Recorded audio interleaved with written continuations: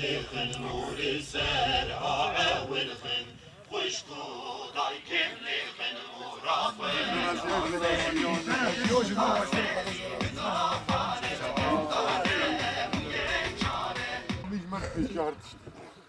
خد programa خدش مجید دایی و نبخینن یعنی بین انشالله گمورن همه جامعه مدرسه قرآن قرسیه قرمه دینی همه پر بکن جبو که بخلاقی چوکنتیش ولید راب حقیقتا جی نسلکیش معنویات بدور yetişmiş gibi.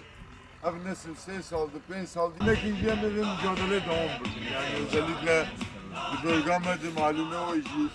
Arak, kumar, zina, faiz, fuhuş, tazibun, pır bunu bela bunu. Her roji betirdi bin. Hatta ana çi partiye hatını per mücadele nekirdi. Belki on vekili iş bu pır bir. Çünkü partiye hatını şu an İslam ne derdi? Meyde insan atışa kırını beşi on valla kırını. Hem işit benim beşi on.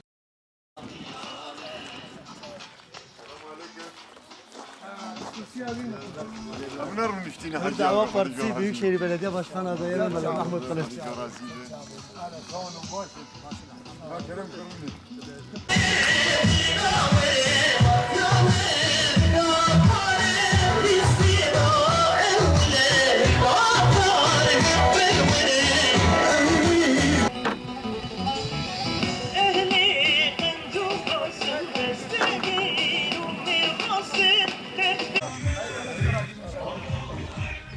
İnşallah emek hizmeti İslami insani gibi inşallah.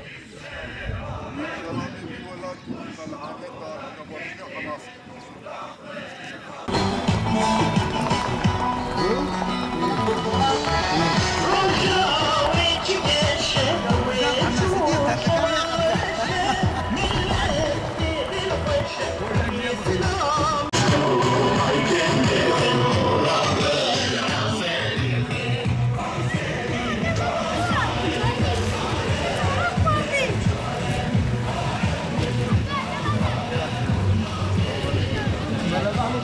Dava Partisi Büyükşehir Belediye Başkanı adayı.